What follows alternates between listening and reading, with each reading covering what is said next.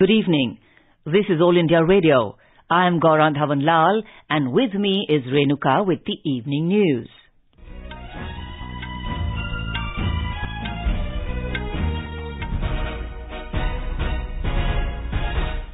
The headlines. Cabinet Committee on Economic Affairs approves intra-state transmission system Green Energy Corridor Phase 2 with estimated cost of over 12,000 crore rupees. Cabinet also approved signing of MOU with Nepal for construction of a bridge over Mahakali River at Dharchula. New Delhi says Arunachal Pradesh has always been and will always remain an inalienable part of India. Hopes that China will work constructively with India to resolve outstanding friction points along LAC. Prime Minister Narendra Modi to inaugurate second campus of Chittaranjan National Cancer Institute in Kolkata tomorrow. Uttar Pradesh Chief Minister Yogi Adityanath announces 50% rebate on power bills of private tube wells used by farmers. Centre issues revised guidelines for home isolation of mild and asymptomatic COVID-19 cases. Sports Authority of India comes up with fresh SOPs in view of drastic rise in COVID cases. Met Department forecasts a wet spell over northwest and North India till Sunday. Srinagar-Jammu National Highway remains closed for traffic due to landslides at several places. In cricket, rains delay start of fourth day's play of Johannesburg Test between India and South Africa. And BCCI announces Indian squad for Women's World Cup and series with New Zealand.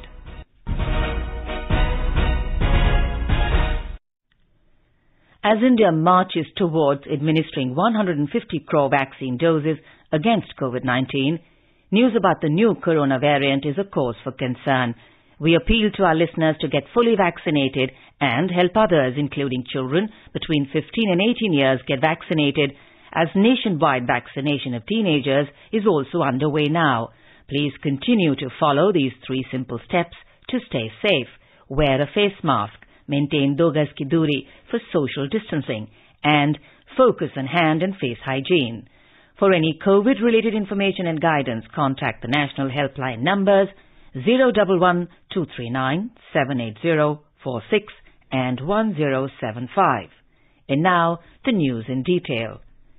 The Cabinet Committee on Economic Affairs, the CCEA, has approved the intra-state transmission system Green Energy Corridor Phase 2 today.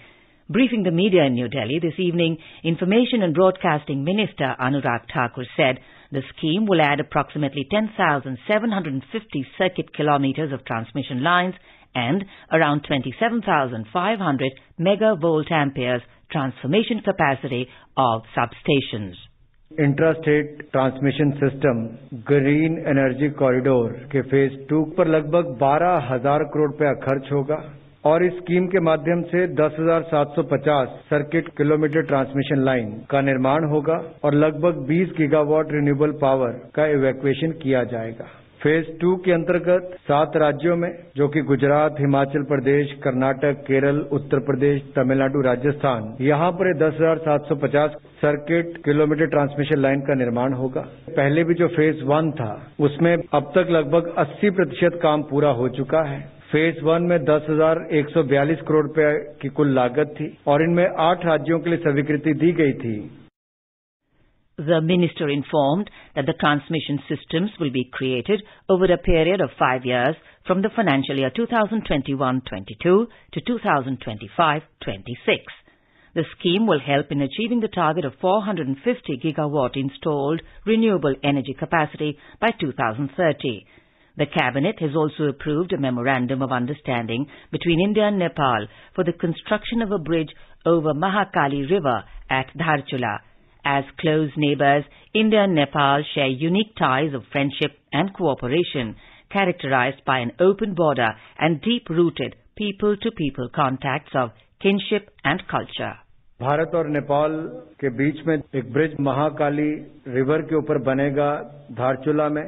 ये इसलिए भी महत्वपूर्ण है कि उत्तराखंड में रहने वाले लोगों को भी लाभ मिलेगा और नेपाल की ओर रहने वाले लोगों को भी बहुत बड़ा लाभ मिलेगा और इसमें जल्द ही एक MOU दोनों देशों के बीच में साइन होगा। Replying to a media query on the security breach during Prime Minister Narendra Modi's Punjab visit, Mr. Anurag Thakur said the Home Ministry is gathering information and will take a tough decision after this. प्रधानमंत्री जी की सुरक्षा में बहुत बड़ी चूक जो पंजाब में हुई, न्यायालय भी इस पर देख रहा है, होम मिनिस्ट्री ने भी इस पर कार्रवाई करने की बात कही है, ताकि जानकारी जुटाने के बाद जो जो कदम उठाने होंगे वो बड़े और कड़े निर्णय जो भी हो वो करेंगे. The Cabinet has approved the signing of an MOU between India and Turkmenistan on cooperation in the field of disaster management. The MOU seeks to put in place a system under which both India and Turkmenistan will be benefited by the disaster management mechanisms of each other. This will help in strengthening the areas of preparedness, response and capacity building in the field of disaster management. India today reiterated that Arunachal Pradesh has always been and will always remain an inalienable part of India. Briefing media in New Delhi this evening, External Affairs Ministry spokesperson Arindam Bagchi hoped that instead of engaging in antics like renaming parts of Arunachal Pradesh, China will work constructively with India to resolve the outstanding friction points in areas along the western sector of LAC in India-China border areas. We had seen reports of the Chinese side naming some places in Arunachal Pradesh last week. We had at that time conveyed our views on such a ridiculous exercise to support untenable territorial claims, calling Tuting as Taudang or river Shiom as Shiyuemu or even Kibitu as Daba does not alter the fact that Arunachal Pradesh has always been and will always remain an inalienable part of India. We hope that instead of engaging in such antics, China will work constructively with us to resolve the outstanding friction points in areas along the western sector of the line of actual control in India-China border areas. Regarding reports of a bridge being made by China on Pangong Lake, Mr. Bagchi said the Indian government is monitoring this closely. He said this bridge is being constructed in areas that have been under illegal occupation by China for around 60 years. He added that the government is taking steps to ensure that India's security interests are protected. On Chinese embassy writing to Indian MPs on their participation at an event, the spokesperson said the substance, tone and tenor of the letter are inappropriate.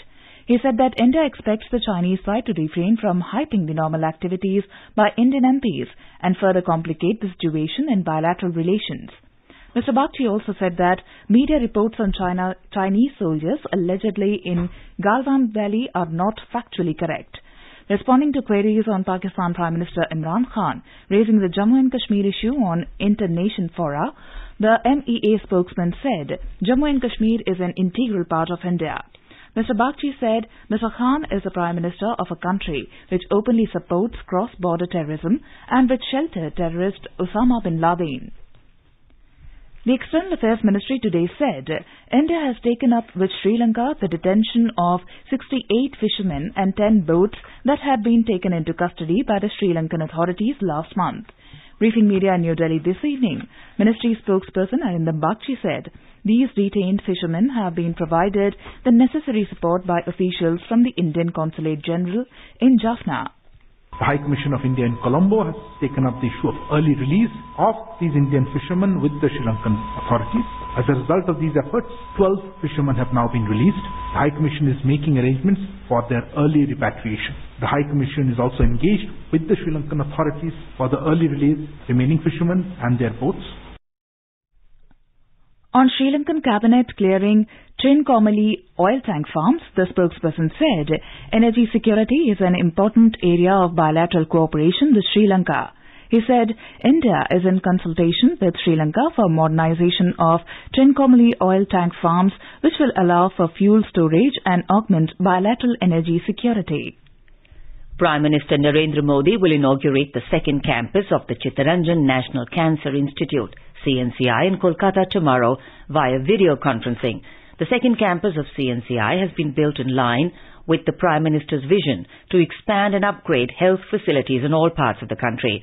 Cnci was facing a heavy load of cancer patients and a need for expansion was being felt for some time. The campus has been built at a cost of 530 crore rupees, out of which around 400 crore rupees have been provided by the Union government and the rest by the West Bengal government. The campus is a 460-bed comprehensive cancer center unit with cutting-edge infrastructure for cancer diagnosis, staging, treatment and care.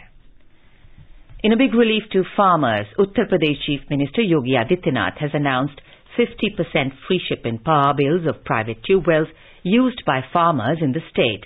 An official tweet of the Chief Minister says that a 50% rebate in electricity rates relative to the current rates for private tube wells of farmers will be given in the state. A press release of the government says that the decision will come into effect from this month only and will cover the metered, unmetered, energy-efficient and private tube wells of farmers in rural areas and metered tube wells in urban areas. The decision will affect around 13 lakh farmers of the state directly and put a burden of 1,000 crore rupees per year on the Power Corporation. Union Home Minister and BJP leader Amit Shah said that the party will fight the Manipur State General Assembly election 2022 with three formulas: innovation, infrastructure and integration. He was speaking at the inaugural and foundation laying ceremony of 29 development projects worth 2,450 crore rupees at Imphal through video conferencing. Mr. Shah said that Manipur had failed in development in the last 15 years of Congress rule due to instability, insurgency and inequality in the state. However, he said under the leadership of Prime Minister Narendra Modi, the BJP-led central government has been given special priority to the development of the Northeast region. Modi ji कहते हैं कि 8 राज्य भारत की अष्टलक्ष्मी, भारत की समृद्धि का मूल base यहीं पर हो सकता है और यहाँ से पूरे पूर्व में काम हो सकता है। कई सारे ऐसे प्रॉब्लम थे, बांग्लादेश के साथ लैंड बाउंड्री के डिस्प्यूट थे, वो एग्रीमेंट कर सुलझाए गए, ब्रू रियांग समझौता किया गया, बोडो समझौता किया गया, 8 उग्रवादी ग्रुपों से समझौता कर दिया गया, लगभग 3,000 उग्रवादी हथियार छोड़कर शरण में आए हैं। Mr. Shah announced that BJP will make Manipur a total drug-free state if the party comes to power after the forthcoming state assembly elections. Defence Minister Rajnath Singh and Uttarakhand Chief Minister Pushkar Singh Dhami inaugurated and laid the foundation stone of various schemes worth 111 crore 14 lakh rupees in Uttar Pradesh today. On this occasion, Defence Minister praised Chief Minister Dhami, saying that he has done excellent work during his tenure of 6 months. He said that the Chief Minister has not only made announcements but has also implemented them. Rajnath Singh said that he respects Uttarakhand immensely as the soldiers of the state have made important contribution to the defence of the country. You are listening to the evening news on All India Radio. A reminder of the headlines before we move on. Cabinet Committee on Economic Affairs approves the Intrastate Transmission System Green Energy Corridor Phase 2 with an estimated cost of over 12,000 crore rupees. Cabinet also approves signing of an MOU with Nepal for construction of a bridge over Mahakali River at Dharchula. Election Commission enhances expenditure limit for candidates for parliamentary and assembly elections.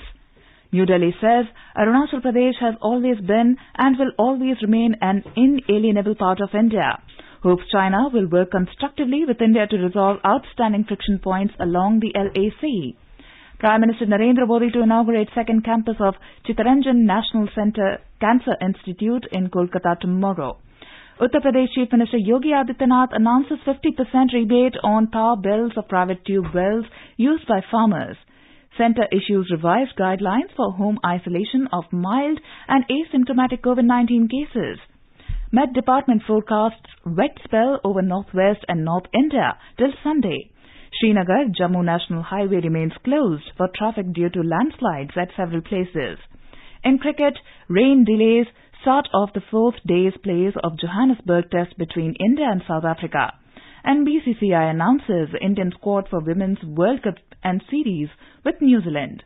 For quick news updates round the clock, follow us on Twitter handle @AIR News Alerts.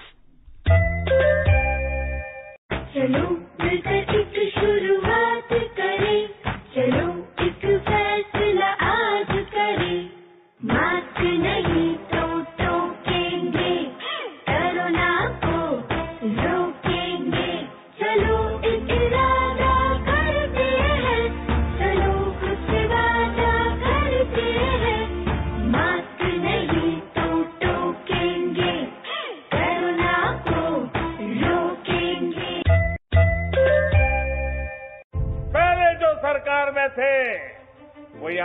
जमीनों पर अवैध कब्जे करवाते थे, आज ऐसे माफियाओं पर जुर्माना लग रहा है, बुलडोजर चल रहा है।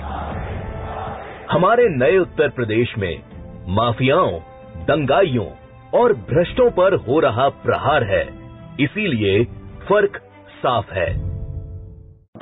2017 से पहले भूमाफिया रहते थे मौज में, 2017 के बाद रहते हैं जेल में, फर्क साफ है। 2017 से पहले भैंस ढूंढने वाली पुलिस 2017 के बाद अपराधियों को काबू करती है, फर्क साफ है।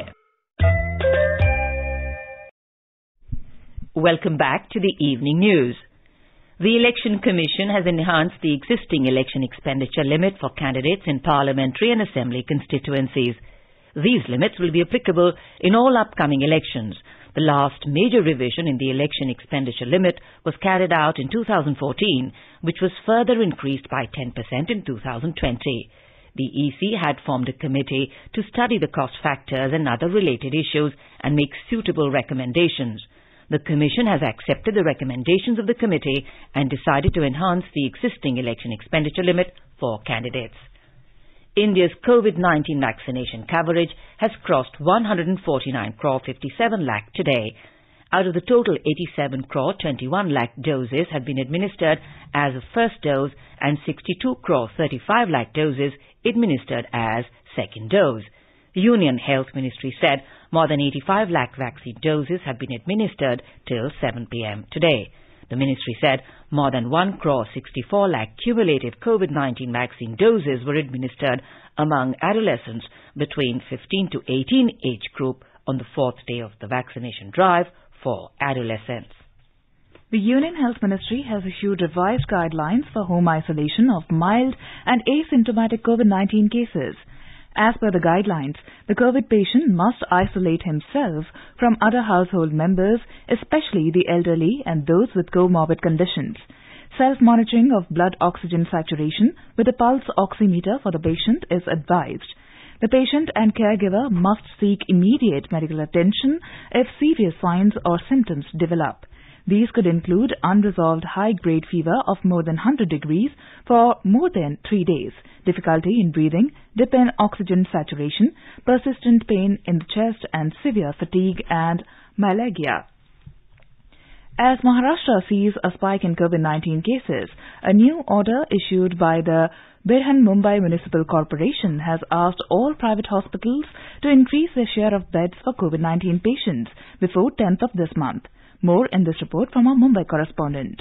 Cnci Commissioner Iqbal Singh Chahal has directed 142 private hospitals in Mumbai to restore their beds, and BMC staff will commence inspection of private facilities from January 11 to see if directions have been followed. As per the directive, all private hospitals and nursing homes shall ensure no direct admission is done without intimating the BMC ward war room. Furthermore, the directive said that no asymptomatic COVID-19 patient without comorbidity should be allowed COVID-19 beds in private or government nursing homes to ensure prompt availability of bed to the needy. BMC further instructed to discharge asymptomatic COVID-19 patients admitted in any COVID-19 hospital within next 3 days in order to vacate beds. Nivedita, AIR News, Mumbai.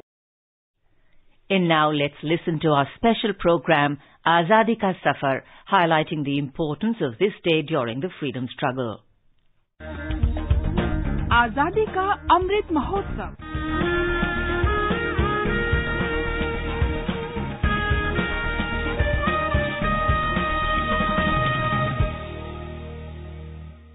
Azadi Ka Safar with AIR News, Birth of a Nation. India's glorious freedom struggle is one of the greatest struggles the modern world has ever witnessed. AIR News brings you a glimpse of the struggle every day. निज भाषा उन्नति है सब उन्नति को मूल बिन निज भाषा ज्ञान के मिटत नहीं को सूल. In today's episode, we remember nationalist, the father of Hindi literature and Hindi theatre, Bharatendu Harishchandra, who died on the 6th of January 1885. अंग्रेजी पढ़ी के जदपि सब गुण होत प्रवीण, पैनिज भाषा ज्ञान बिन रहत हीन के हीन. Bharatendu was barely 7 years old when the First War of Independence of 1857 took place, which left a deep impression on young Harishchandra. Bharatendu was a precursor to the Hindi Renaissance. He was the man behind what is known as the Hindi vernacular nationalism and the driving force behind the mass movement that culminated in the popular slogan, Hindi, Hindu, Hindustan. उन्नति पूरी है तभी जब घर उन्नति होए, निज शरीर उन्नति किए, रहत मूड सब कोय. His journals were vociferous in their critique of the oppressive policies of the British government. Harishchandra represented the agonies of the people, the country's poverty, dependency, inhuman exploitation, the unrest of the middle class, and the urge for the progress of the country. His play, Andher Nagri Chaupat Raja, Take Ser Bhaji, Take Ser Khaja, is a satire on the irrational and autocratic British government system.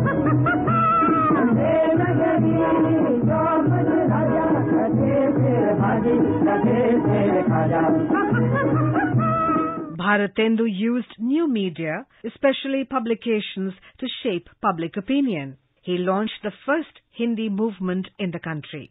Written in Khadiboli, his plays, poems, prose and journals were widely distributed across North India. निज भाषा उन्नति बिना कबहू न होए होए सोए, लाख उपाय अनेक यूं भले किरे किन कोय. The status of Khadiboli, thought of as an inferior dialect, was elevated as Bharatendu's journals reached the reading public in the country. एक भाषा एक जीव एक मति सब घर के लोग, तबे बनत है सबन सो मिटत मूढ़ता सो. The Ministry of Information and Broadcasting of India has been giving the Bharatendu Harishchandra Award since 1983 to promote original writings in Hindi mass communication. We salute the great Indian nationalist.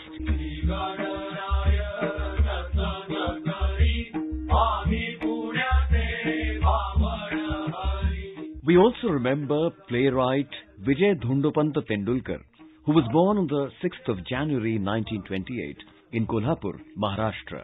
He participated in the 1942 Indian freedom movement at the age of 14 years, leaving his studies. He is considered as a leading fighter for cultural freedom through his plays, movie and television screenplays and journalism, primarily in Marathi language. Tendulkar grew up watching plays, and at age 11, he wrote, directed and acted in his first play. He is best known for his plays Shantata, Korta Chalu Ahe, Ghashiram Kotwal and Sakharam Binder.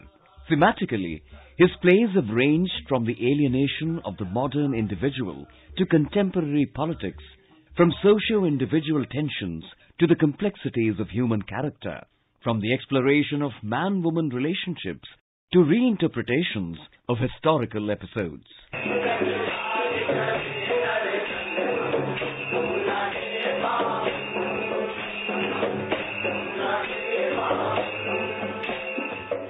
Many of his plays derived inspiration from real-life incidents or social upheavals, which provides clear light on harsh realities.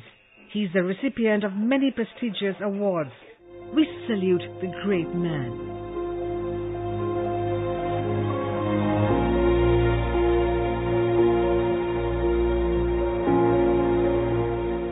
We also remember 3 residents of Barka, district Gurgaon, Haryana.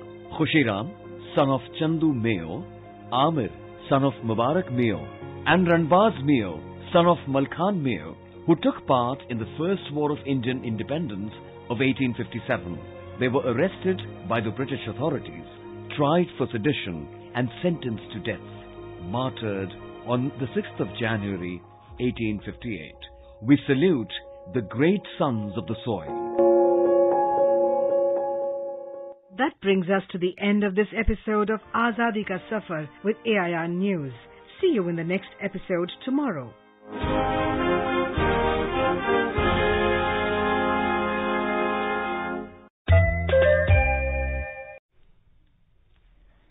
Best wishes to all consumers for Azadi Ka Amrit Mahotsav. Hallmark ensures purity of gold. Always purchase hallmarked gold jewellery. For any consumer-related complaints, please contact National Consumer Helpline's toll-free number 14404. Issued in public interest by the Department of Consumer Affairs, Government of India. Jago Grahak, Jago. अपने business को बढ़ाने के लिए लीजिए आकाशवाणी का सहयोग और दीजिए उसे बुलंदियों के पंख। आपका बिजनेस लोकल है या राष्ट्रीय, आकाशवाणी देती है उपभोक्ताओं तक पहुंचने का हर विकल्प। और अब तो आप घर, दफ्तर या दुकान पर बैठे बैठे कर सकते हैं आकाशवाणी के किसी भी केंद्र के लिए विज्ञापनों की बुकिंग। आकाशवाणी के विभिन्न चैनलों पर विज्ञापन देना सुलभ और सस्ता। बुकिंग है तो संपर्क करें 8700014242 पर। 8700014242। The Sports Authority of India has come up with fresh standard operating procedures to deal with the drastic rise in COVID cases. These measures will be strictly implemented at various national centres of excellence as well as the ongoing national coaching camps. The Sports Ministry said upon arrival to the training centres, all athletes will undergo a mandatory rapid antigen test. The BCCI today announced India women's squad for the ICC Women's World Cup 2022 and the New Zealand series. Mithali Raj will lead the 15-member squad with Harmanpreet Kaur named as a deputy for the World Cup. The squad will also feature in the 5-match ODI series against New Zealand starting from the 11th of February 2022. Harmanpreet Kaur will lead the India women's squad for the one-off T20I against New Zealand. Indian bowlers are eyeing South African wickets as the play has started on day 4 of the second cricket test at the Wanderers in Johannesburg. The first 2 sessions of day 4 were washed out due to rain, and in the final session, 34 overs will be bowled if there will be no further rain. Chasing the victory target of 240 runs set by India, South Africa were 200 for 3 when reports last came in. The India Meteorological Department predicted a wet spell over northwest India, including Delhi NCR, Punjab and Haryana and central India till 9th of January due to 2 consecutive active western disturbances. It, however, said that there may be not cold wave conditions over North India during the next 5 days. Referring to the western disturbance, which is very likely to affect northwest India from Thursday night onwards, the Met Department said under its influence, an induced cyclonic circulation is very likely to form over southwest Rajasthan and neighbourhood tomorrow. In Jammu and Kashmir, moderate to heavy snowfall occurred in the higher reaches today, even as the Weather Office has forecast inclement weather till Sunday, January the 9th. A Met Department official said that another spell of rain or snow is expected on January 8th. Authorities have issued an avalanche warning for the higher reaches. Meanwhile, vehicular traffic on the Srinagar-Jammu highway remains suspended for the second day today due to landslides and shooting stones at several places. The Srinagar-Sonamarg-Gumri Road and Mughal Road also remained shut today due to snow accumulation. And now, before we close, the headlines once again. Cabinet Committee on Economic Affairs approves Intrastate Transmission System Green Energy Corridor Phase 2 with estimated cost of over 12,000 crore rupees. Cabinet also approved signing of an MOU with Nepal for construction of a bridge over Mahakali River at Dharchula. Election Commission enhances expenditure limit for candidates for Parliamentary and Assembly elections. New Delhi says Arunachal Pradesh has always been and will always remain an inalienable part of India. Hopes that China will work constructively with India to resolve outstanding friction points along LAC. Prime Minister Narendra Modi to inaugurate second campus of Chittaranjan National Cancer Institute in Kolkata tomorrow. Uttar Pradesh Chief Minister Yogi Adityanath announces 50% rebate on power bills of private tube wells used by farmers. Centre issues revised guidelines for home isolation of mild and asymptomatic COVID-19 cases. Met Department forecasts wet spell over northwest and North India till Sunday. Srinagar-Jammu National Highway remains closed for traffic due to landslides at several places. In cricket, rain delays start of 4th day's play of Johannesburg Test between India and South Africa. And BCCI announces Indian squad for Women's World Cup and Series with New Zealand. And with that, we end the evening news. Good night.